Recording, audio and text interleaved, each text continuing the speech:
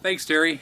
We've spent a lot of time down here working on the agricultural industry and the benefits of having the Amley product.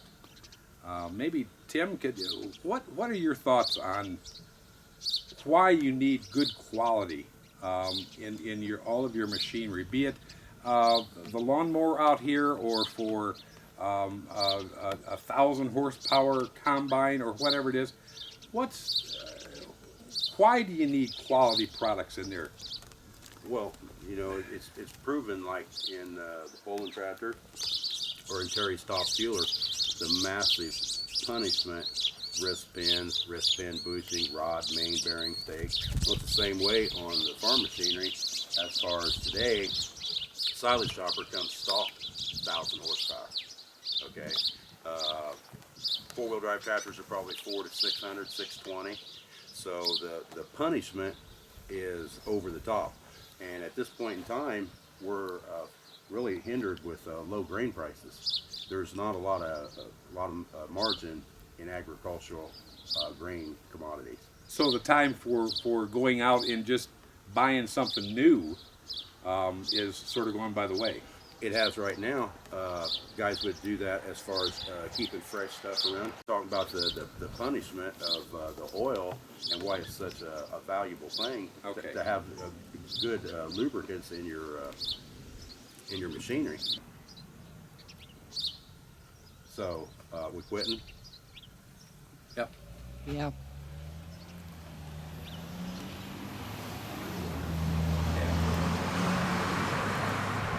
Okay, edit. We're ready. 3, 2, 1.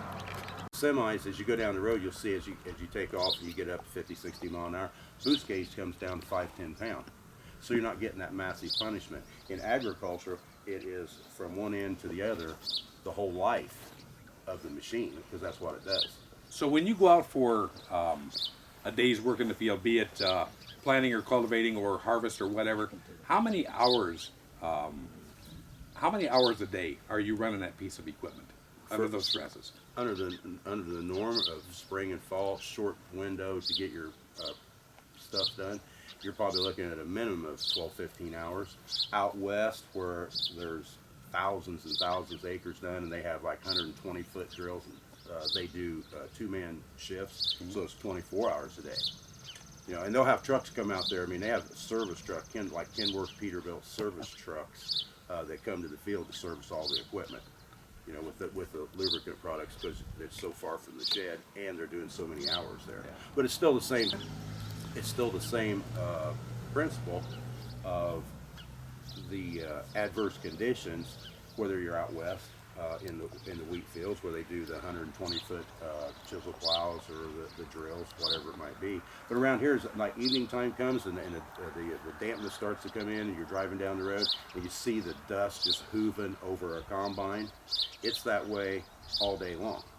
So no matter what kind of filter situation that you might have, you're not going to clean that up. It's impossible. There's no way. But there's not any other testing ground that would be any more punishable than agriculture for the duration of the load, back and forth all day long. Never gets a break. As far as the hydraulic oil, all planters today are vacuum. So the hydraulic is transferring, the pump's running the whole time. Even when you're turning on the ends, whatever, the pump's still running. Hydraulic oil gets terrific temperatures, and it's constantly on the move. And pressure. Oh, definitely under super high pressure. Yeah, I don't know what the pressure is, but it's massive pressure, because you're not doing a little 8-row no more. You're doing a 24, 36 row, so you have multiple hydraulic situations with cylinders, the little motors on each unit, how they're run. So it's punishable terrifically on the hydraulic. Other things, let's say you was using a forklift. Well, you just raise it up, put the pallet on, let it down, that's it. So that's really not a big punishment. It's not the constant grind. No, you're not looking at the heat thing, how oil or lubricants dissipate in the heat. Yeah. So you just laying a tube of grease out on the seam end. Yeah. How it gets juicy, starts to liquefy. A few years ago, Amley teamed with Freightliner, and they did what they called a million-mile test. The people involved in the company just had to know just how much punishment our products could take. And they ran the Amalie synthetic blend, 1540, in a Freightliner that they got brand new.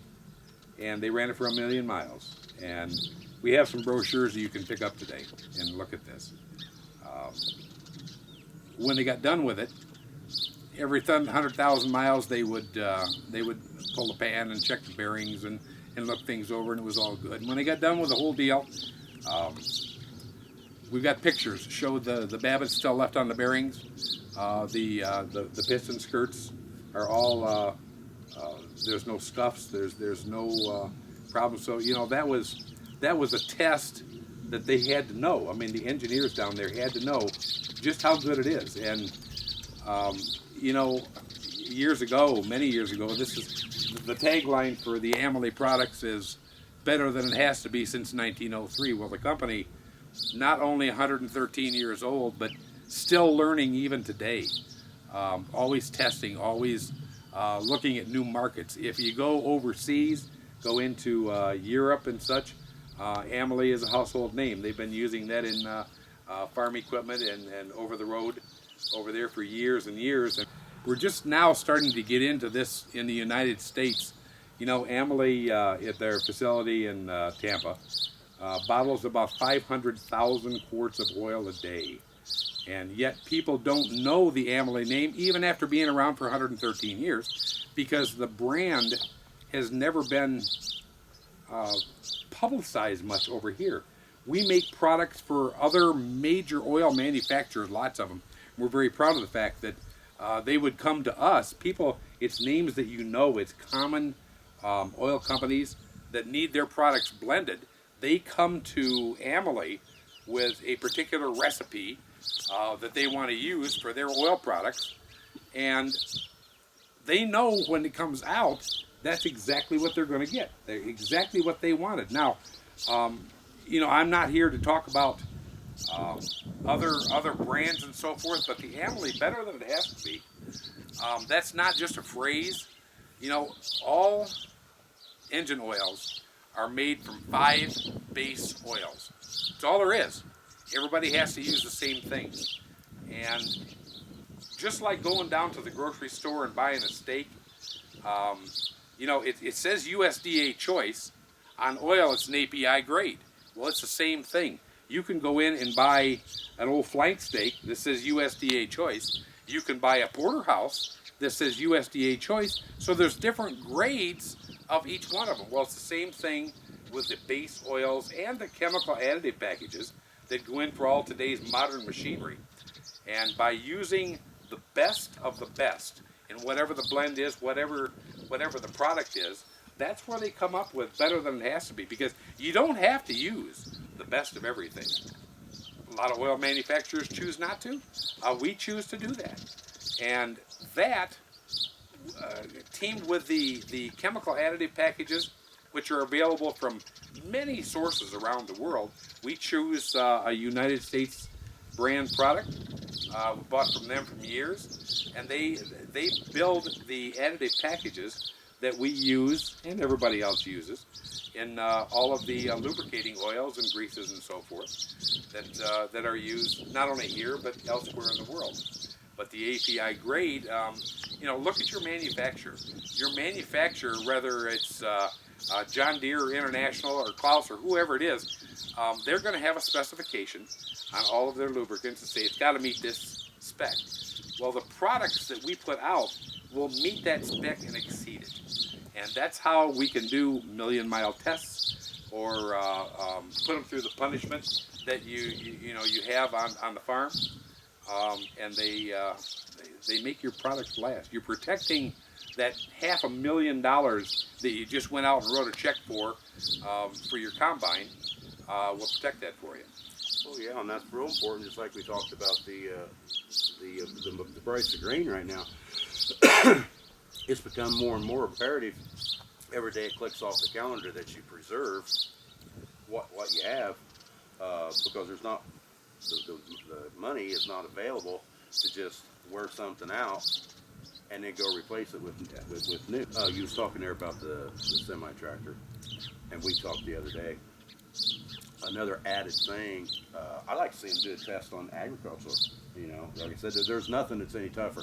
When you're going down the road with the truck, you're out of the gas to where you're not building boost. So the rod bearings and all the, you know, real punishable parts, replaceable parts, maybe say, of the norm, they're not getting really super hammered. You're also getting air travel. It's like air travel on Terry's top fueler, how important the wing is, and you know, as far as making it perform. Well, on the truck, you're getting air travel, even though it's hot air, as far as the rear end. But it's helping with your temperature control. Exactly. It's helping you out there, okay? When you're out here chiseling 4, 5, 6 mile an hour, or you're combining 2, 3 mile an hour and stuff, you're not getting no wind flow. So it takes that out of the equation. So that means the oil, once again, needs to be better than it has to be, because that's one of the goodnesses that you have with your truck program that you don't have out here in agriculture, is any kind of coolness advantage of airflow. You have none. There's none. You know, so that would be an extra added piece of that. Plus the load. It's like, you know, we've talked about how they load Terry's top fuel clutch and how all that comes into play. You're loading the drive line and your motor on agricultural stuff from one end of the field to the other all day long. On other applications, you get a break. We need to talk a little bit about why we're all here today and enjoying this in a great day and the second annual Tyler Wright Memorial Vector Bowl. Yeah, Tyler took his life a couple years ago, and so boys and I, we'd always talk about having a tractor bowl, but you know, it was going to be a major undertaking. So we just always blew it off, and then this happened to Tyler, so we decided to do it. That'd be a good time to do it. And what we do is we're with the Suicide Prevention of Indiana, and we give a third of the profits back to the suicide people for their, you know, their organization. Sure. Part of that part. Tyler, he liked the tractors and stuff. You know, it's odd how our purpose sometimes gets off track. Yeah. It becomes the tractor pull. If Tyler would have liked eating pie, we'd have a pie eating contest. Yeah. You know, we're agricultural people. I mean, if you're an agricultural boy, when the first tractor comes to the farm or whatever, you become one. It's part of it. So it just carried on that. So Toddy and I decided we would do one. We did it last year, and then this year we got you folks on board, and Terry and you and Big Jim.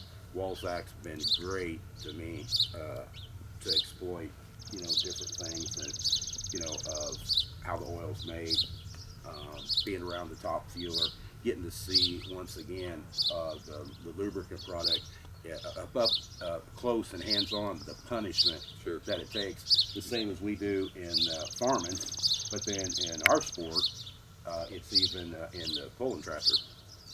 But this year, we have new people coming on board as far as helping out. We hopefully are anticipating, you know, a bigger crowd. Last year, I think we had 88 participants. So hopefully this year we get 100 or a little better. That'd be great. It's hard to say. We're with the IPL this year, the Indiana Pulling League. Rich Crawwell runs that. And they're coming from quite a distance. Yeah, well, yeah, the guys will come from, you know, I mean, there'll probably be a 4 or 5 state area. I mean, they'll be from Ohio, Michigan, where you're from, you know, Illinois, possibly some Ohio. It depends on what's going on here with the PPL Sure. league with Forrest Lucas, as if those guys they're on break during that time Lucas, period. they make oil or something? Is Yeah, that? yeah, they do. I don't use that. I don't use it no more. Yeah, and this is up my Emily. Yeah, yeah. I'll tell you what, though, buddy. Getting off the tractor pull here, we put them chrome sleeves in that tractor there from Jerry Legata at the Hypermax. My dad was with Jerry. We've been with Jerry for over 40 years. Good people. Yeah. Excellent, excellent. You know, super good. Kind of like Terry, as far as you guys, you know, the meat and potato people, you've been with him for a long time. When I was up and seeing Jerry this year, we got some updated stuff to put on the tractor. He was telling me that business was a little bit slow. The agricultural thing is depressed. Yeah. You know, and a lot of the pullers are farm people. There's other people that are Sure. tractor pull and truck pull now. They're like they own a parts store or something like that. But anywho, Jerry told me that really, like business wise, he should lay maybe some of the people off because things were slow. But he said, Tim, he said, they've been with me for over 30 years. I just can't bring myself to do it. That's the kind of person he is. That's why we've stayed with him for 40 years. That's why Terry McMillan's been with Emily for a decade and a half. Yeah. Because they're just good, down-to-earth people, and what they say, they follow through with and make it happen the best that they can. You know, but I'll admit that I'm sort of a newbie at tractor pulling, and everything goes along with it. And Tim took me up to Goshen to the Elkhart County Fair last night, and we saw some pretty good stuff. That was a lot of fun. There's talk about punishment. yeah, there you go. Which tonight when we go to Fort Recovery, we're going to see the same thing. There'll be a lot of them will have 5 Hemis on them and stuff. But like you've seen with a lot of the heads there were Ken Vinny's. The drag racing people are involved in it. So there were alcohol funny car motors in them trucks and the mini rods, and then you got your alcohol super stock, which are 3 or 4 chargers on methanol. Now let me mention to you, we are doing this about a week ahead of time. As things start to get busy, there wouldn't be time to get everything done all in one day. So we're actually about a week ahead getting this video done to show all you folks here while you're here enjoying the tractor pull. And you know, you talk about the punishment. People tell us all the time that there is no way that off-the-shelf Amalie oil products can be used in that 11,000 horsepower top fuel car or the other ones. They pun the products inside of those engines take tremendous abuse, short periods of time. It's not like the agriculture where it's hours and hours and hours. But it's a whole lot in just a short period, and it actually is. The off-the-shelf products, even though because it's a nitromethane motor, has to have 70 weight oil, it's much heavier, and most of the alcohol pullers are using 70 weight also. Right. Same kind of deal, but there's such severe punishment. We use the same stuff right off the shelf that you can buy. To add to what you're saying there, since I hooked up with Terry, you as far as using the Amalie, the 1540, we're using that in the pulling tractor with 180 on the low side up to we've seen 190 pounds of boost. It's the same oil that we use in the 1256. We use in the combines, the trucks. We got one truck's got a Cummins, one has a Caterpillar in it. So if it can handle it in that, you know, it's a big positive for your other things when you take away the punishment of that and you put it in the truck. And once, like we talked, you're going down the road, you're getting your air travel, and you're laying out of the fuel, so the boost comes down. So things aren't. So you're way overkill on goodness, which is a good thing, you know. And we put some chrome sleeves in this tractor here, there, and then you help me put the blowers on. Mm-hmm. But when I use that oil, I put it on pistons, rub the sleeve down, we got the fire rings up there. That Jerry had told me that them chrome sleeves, he said if you could look at them underneath a microscope, they'd be like gravel in the barn lot, the pores in it.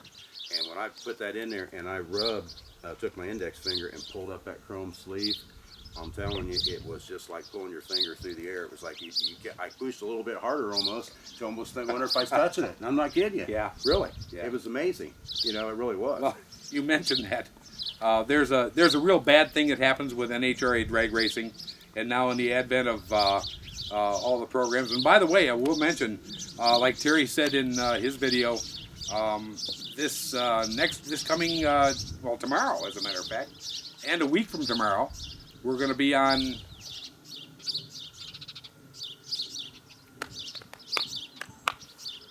We can go. Yeah. The Fox Sports Network has picked up NHRA drag racing, and it's been a tremendous partnership for everyone involved. In fact, tomorrow, after we're done enjoying a great day here at the Tractor Pull in Tipton, tomorrow, invite, like Terry said, cheer us on a little bit. We invite everybody to watch your local Fox Network station wherever you're at. We'll be on live tomorrow afternoon check your local listings on Eastern Time. It'll be a live deal for next week and the week after. And then again at the U.S. Nationals, which is coming up on Labor Day weekend. And that'll be held down here at Raceway Park in Indianapolis. And it's the largest drag race of the year. That's something that, again, going back to Tyler and the reason we're all doing this here today. Tim talked to Terry several months ago. Oh yeah, it was when I got home from Florida. I mean, I go down to my little sister and brother-in-law's for the winter. Probably, I'm going to anticipate, well, it's probably been in February, I imagine, because I was down at Gainesville, and that was in March, wasn't it? Yes. Car. Okay. Yep. Car. So when we was visiting about that, Jim had, and I told him we did the tractor pull. Jim asked me, he said, when did you do your tractor pull? And I said, September. He said, is there any special reason you did that for that? And I was like, no, it was just kind of the end of the year that people that were actually running had sponsors and commitments. Sure. Running for points championships had finalized out and finished up, so we put it on there. Because we put it on in a real short time period. Sure. This year we had 12 months for 12 hours. Yeah. So it made things a lot better. Yeah. You know, so we were kind of condensed on time there. So when we was visiting about that, Jim had, and I told him we did the tractor pull. Jim asked me, he said, when did you do your tractor pull? And I said, September. He said, is there any special reason you did that for that? And I was like, no, it was just kind of the end of the year that people that were actually running had sponsors and commitments. Sure. Running for points championships had finalized out and finished up, so we put it on there. Because we put it on in a real short time period. Sure. This year we had 12 months for 12 hours. Yeah. So it made things a lot better. Yeah. You know, so we were kind of condensed on time there. So when I was talking with him that day there, Jim asked me about the time frame of why we did what we did. I said there was no really specific reason other than it kind of fell into the part that the people was running for points for a championship would have been done at that point in time. Sure. So we did that, and they asked me, is there a month for it? Because we got to talking about the breast cancer, what Terry does for the ladies for the breast cancer in October. Yeah. And I said, I don't know. I never even knew there was a collar and a ribbon for suicide. I never knew nothing about it. It just wasn't a prominent thing where we're at. Terry and I kept visiting and talking there, and Jim was on his computer because he's the computer guy. He loves it. Yeah. So he was on there, and he said, he looked at me and he said, do you know what happens in September? And I said, usually we're beginning to harvest beans. We were definitely in beans during that time period. So he says, no, he says, not with farming. He said, just in activities. And I sat there for a minute and I said, well, the U.S. Nationals is Labor Day weekend. He said, guess what month? It's Suicide Prevention Month. So I don't know. He says September. And him and Terry kind of looked at each other and he said, well, what a better way to exploit what you're wanting to do than to wrap the car in the suicide prevention colors. Sure. For the greatest, oldest, most prominent NHRA drag race in the world. You know, if anybody's anybody, it sets your career. Yeah. You never won a championship, but you won the U.S. Nationals, And that did it. you're going to be in the Hall of Fame. Yeah. You know, that's the best of the best. Well, and that's why, Terry mentioned in his video, wish us a little luck this weekend. We are running for, NHRA does the top 10 go into a countdown to a championship mode. And the final races of the year, only those 10 are allowed to compete for the points leader. We're right in a battle for 10th right now, so we need all your support, and wish us luck. Watch what's going on, and maybe we can get this thing done. Yeah. How many more races is there left for it? Well, we've got this week as we're doing this video is in Sonoma, California. Next weekend is Seattle. In fact, that's as this is going on right now. Their car is going to be in Seattle. It's qualifying on Friday and today, and tomorrow will be the finals, which will be live on the Fox network stations. Then we take a little bit of a break, go to Brainerd, Minnesota. Then there's another 1 week break, and then it's time for the U.S. Nationals. And that's so we have this week Seattle, Brainerd, and at the end of the Indianapolis race, those that are in the top 10 are the ones that go on to wrestle for the championship. So we need to be, we're about 30 points out right now, so we need your help to see if we can get into this.